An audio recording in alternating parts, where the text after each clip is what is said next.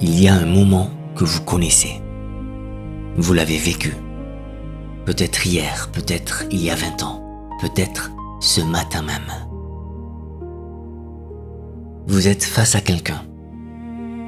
Un parent, un ami, la personne qui partage vos nuits. Les mots sont là, dans votre gorge, tout près, presque brûlants. Vous les sentez monter comme une marée. Vous ouvrez la bouche. Et puis rien.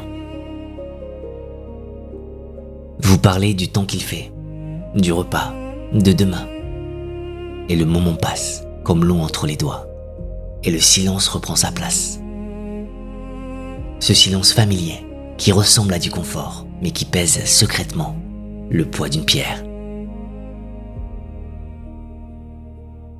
2 mots.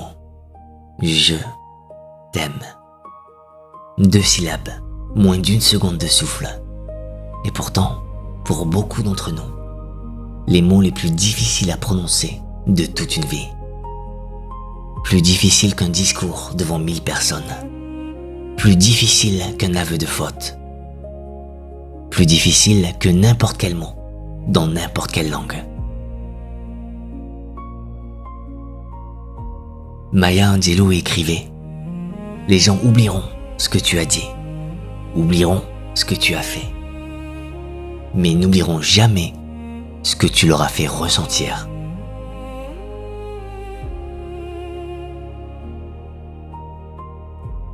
Et si tout était là?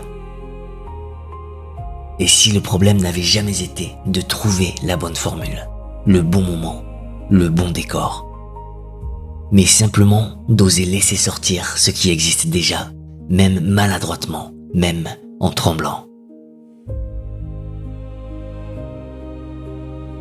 Nous vivons dans un monde étrange.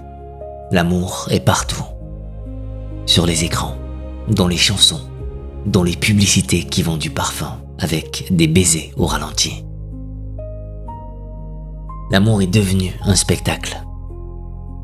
Et pourtant, dans l'intimité vraie, dans le creux de nos vies réelles, les 2 mots restent coincés. L'amour est partout en surface et souvent absent là où il compte le plus, dans nos bouches adressées aux bonnes personnes au bon moment. Je vous propose aujourd'hui de traverser les cultures pour comprendre que cette difficulté à dire je t'aime ne vient pas de vous seul. Elle vient de loin, de très loin. Puis nous plongerons dans les mécanismes invisibles qui nous retiennent. Et je vous donnerai des clés, des vrais, pour desserrer l'étau. Enfin, nous regarderons le temps en face, avec douceur, pour comprendre pourquoi ces mots-là ne peuvent pas attendre demain.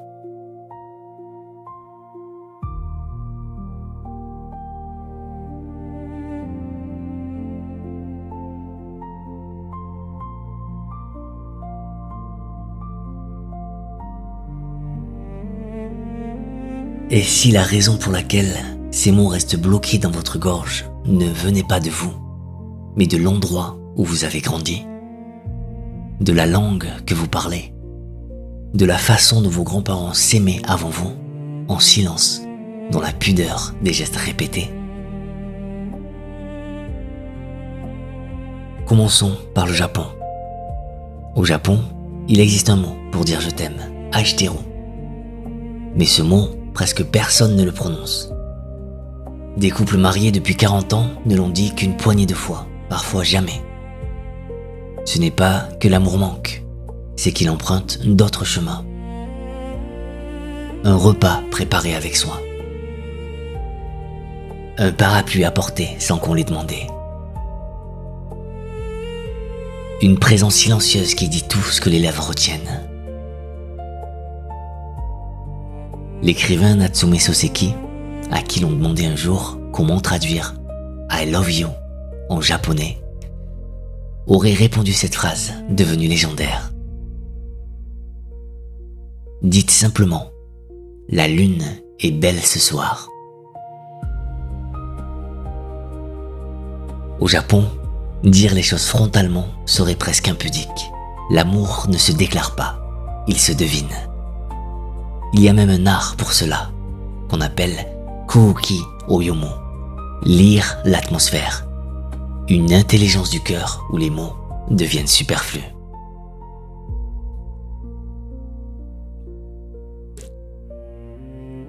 Maintenant, traversons la Méditerranée. En Italie, l'amour se dit comme on respire. Ti voglio bene, littéralement, je te veux du bien, circule entre amoureux, entre amis, entre cousins qu'on n'a pas vus depuis des années, en raccrochant le téléphone, en se quittant sur un trottoir. L'expression de l'affection n'est pas un événement solennel, c'est une ponctuation, un rythme vital. Ne pas le dire serait presque cruel. Comme retenir un souffle qui appartient à l'autre. Et cette abondance n'enlève rien à la profondeur du sentiment. Elle traduit une vision du monde où garder pour soi ce qu'on ressent est une forme de violence douce, un refus de donner ce qui ne coûte rien et vaut tout.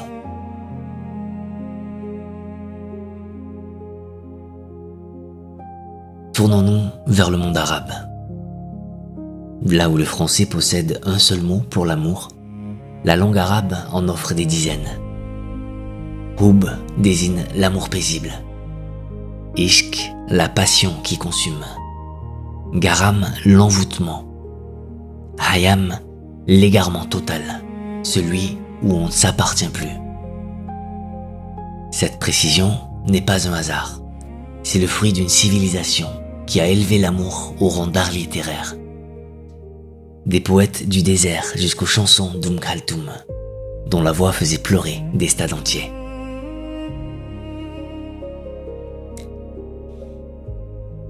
Et pourtant, paradoxe magnifique et douloureux, dans l'intimité familiale, l'expression directe reste souvent retenue.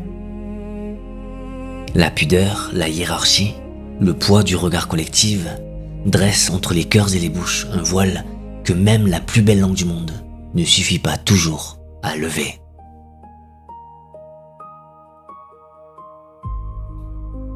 Et puis, il y a la France. La France, ce pays que le monde entier associe à l'amour, au romantisme, à la langue des amants. Et pourtant, combien d'entre vous ont grandi dans des maisons où je t'aime ne se disait jamais? Pas par manque d'amour, par pudeur, par habitude, par fidélité inconsciente à un code familial, où les sentiments se devinaient dans un geste bourru, un regard furtif, un fais attention à toi, qui voulait dire tellement plus, mais qui ne le disait pas. Le je t'aime français est rare, et parce qu'il est rare, il pèse lourd.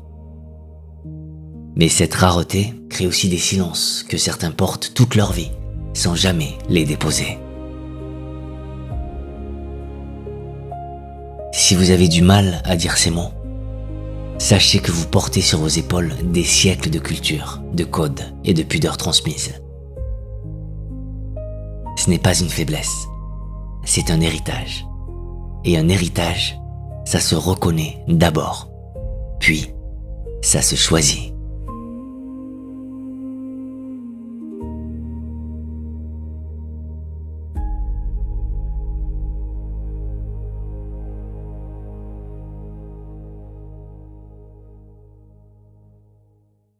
Nous avons voyagé à travers le monde. Maintenant, voyageons à l'intérieur. Quelque chose se passe dans votre corps quand vous êtes sur le point de dire « je t'aime » et que vous vous retenez. Vous le connaissez. La gorge qui se noue. Le cœur qui accélère. Les mains qui cherchent une contenance. Cette petite voix intérieure qui murmure « Pas maintenant, c'est trop tôt ». Et s'il ne répond pas? Et si elle ne comprend pas? Et si tout change après? Je veux que vous sachiez une chose. Ce que vous ressentez dans ces moments-là n'est pas de la faiblesse. C'est votre système nerveux qui fait son travail. Il vous protège. Le problème, c'est qu'il vous protège d'un danger qui, la plupart du temps, n'existe pas. La chercheuse Naomi Eisenberg à l'Université de Californie a montré quelque chose de saisissant. Le cerveau humain traite le rejet social avec les mêmes circuits que la douleur physique. Les mêmes zones s'allument. Dire « je t'aime » et recevoir un silence en retour, c'est pour votre cerveau l'équivalent de poser la main sur une flamme. Et le cerveau retient la leçon. Il apprend à éviter. Il vous apprend à vous taire. Non par indifférence, mais par instinct de survie. Voilà pourquoi le silence, parfois, ressemble à du confort, alors qu'il n'est qu'une armure.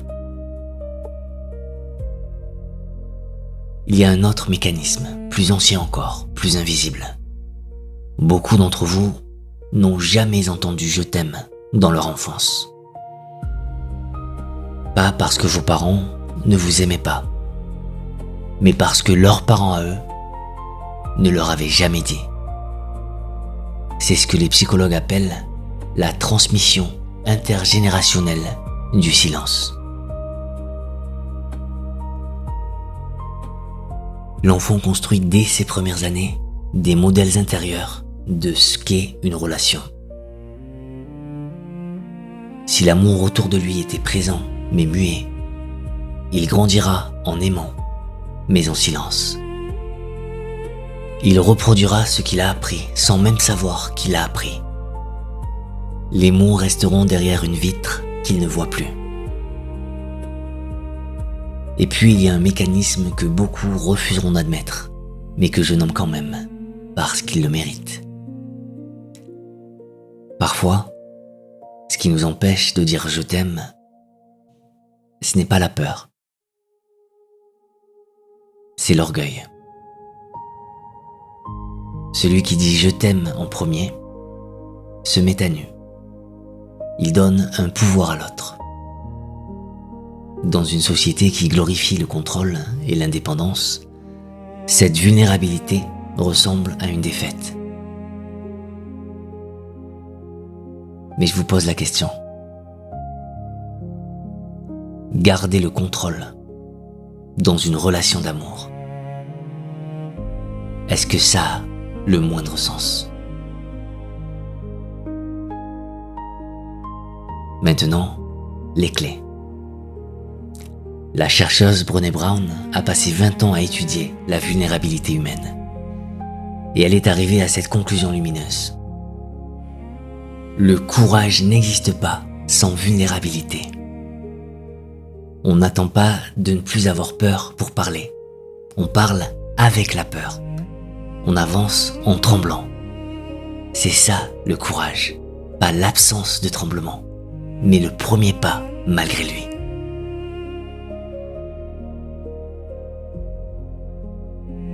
Si le mot « je t'aime » vous semble trop grand, commencez plus bas. Dites « ça me fait du bien d'être avec toi ». Puis, tu comptes énormément pour moi.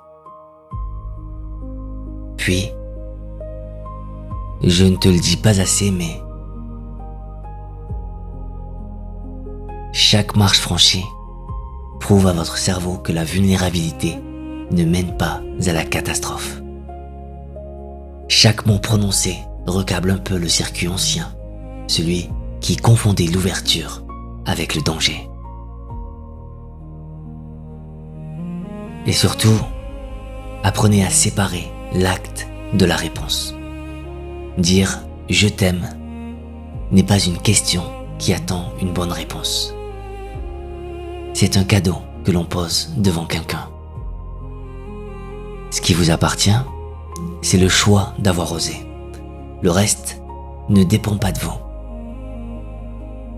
La vraie question n'est pas « que va-t-il répondre ?» C'est « est-ce que je veux vivre en ayant gardé ça pour moi ?»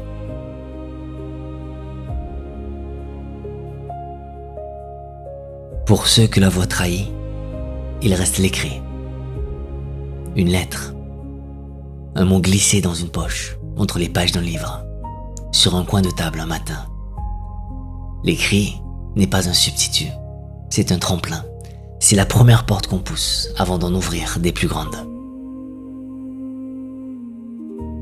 Ce blocage que vous ressentez n'est pas un mur, c'est une porte. Et la poignée est de votre côté.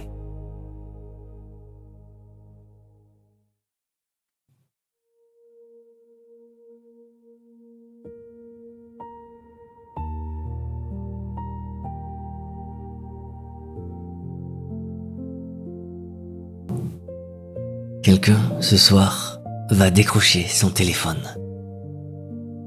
Il va regarder le nom d'un parent, d'un frère, d'un vieil ami. Il va hésiter.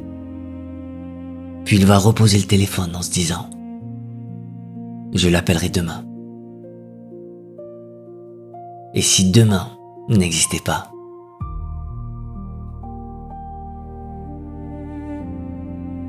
Je voudrais que vous restiez avec cette question un instant.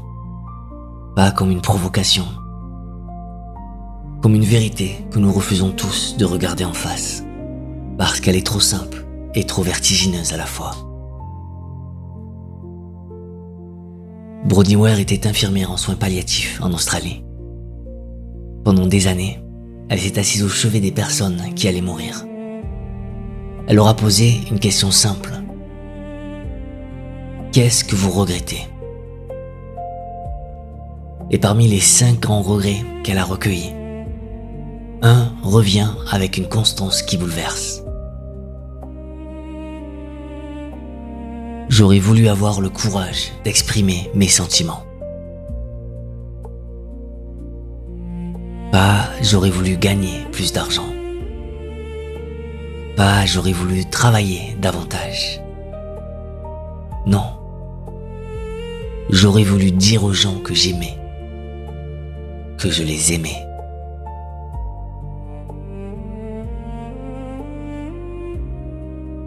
Il y a un piège dans lequel nous tombons tous.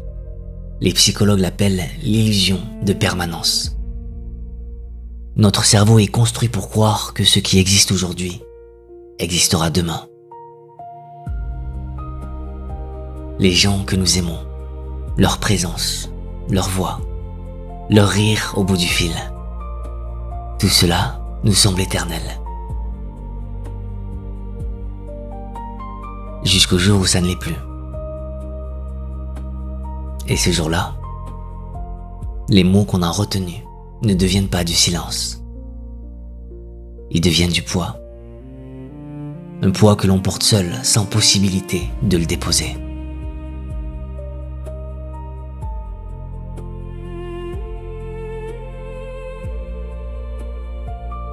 Je pense à tous ces adultes qui aiment profondément leurs parents, mais qui ne le leur ont jamais dit, parce que ça ne se fait pas, parce qu'ils le savent bien, parce que la pudeur s'est solidifiée avec les années jusqu'à devenir un mur invisible.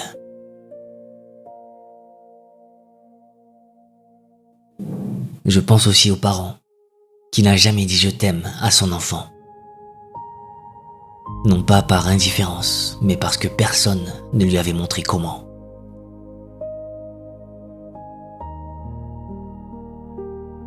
Ce silence-là n'est confortable que vu de l'extérieur. À l'intérieur, il pèse. Et le jour où la fenêtre se ferme, il change de nature et il devient définitif.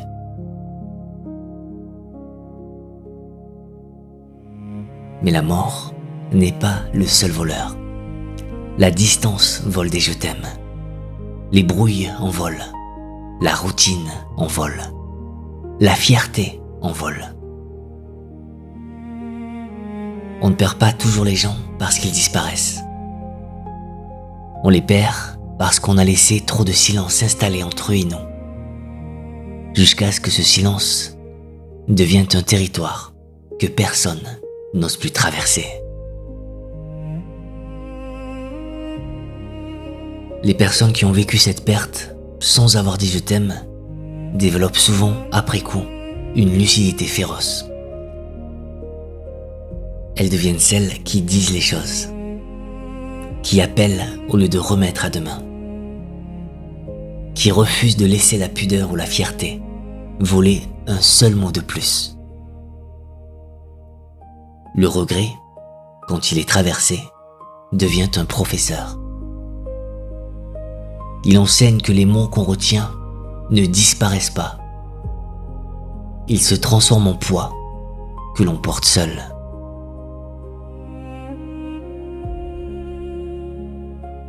Il y a quelqu'un, en ce moment, dans votre vie, qui a besoin d'entendre ces mots de votre bouche.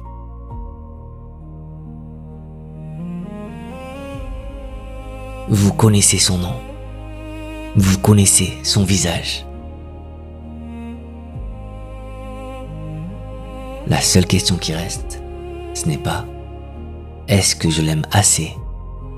C'est « qu'est-ce que j'attends ?»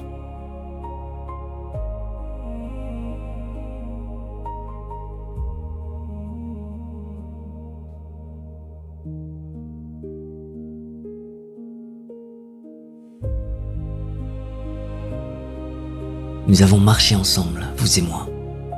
Nous avons traversé les cultures, du Japon à l'Italie, de la poésie arabe au silence français. Et nous avons compris que cette difficulté n'est pas une tare, c'est un héritage. Nous avons regardé en face les mécanismes qui nous retiennent, la peur, l'orgueil, les blessures anciennes. Et nous avons trouvé des clés pour ouvrir la porte. Nous avons écouté la voix de ceux qui n'ont pas eu le temps. Et nous avons compris que le moment, c'est maintenant. Dire je t'aime, ce n'est pas un acte de bravoure spectaculaire. Ce n'est pas sauter d'un avion, ce n'est pas traverser un océan.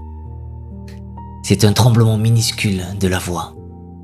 2 syllabes, moins d'1 seconde. Mais ces 2 syllabes peuvent changer la journée de quelqu'un, guérir une blessure que l'on croyait fermée, réconcilier 2 silences qui duraient depuis trop longtemps. Le courage n'est pas toujours grandiose. Parfois, il tient dans un murmure.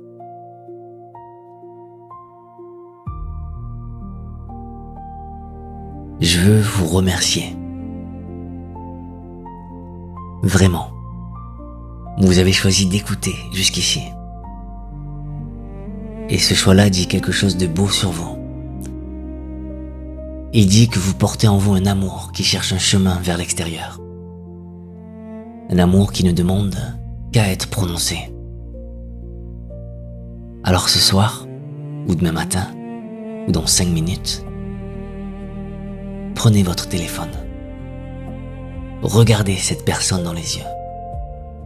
Écrivez ce mot sur un papier, peu importe la forme.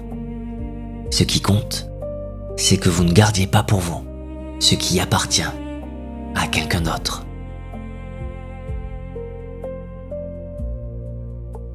Les mots d'amour ne sont pas faits pour vivre dans le silence. Ils sont faits pour voyager.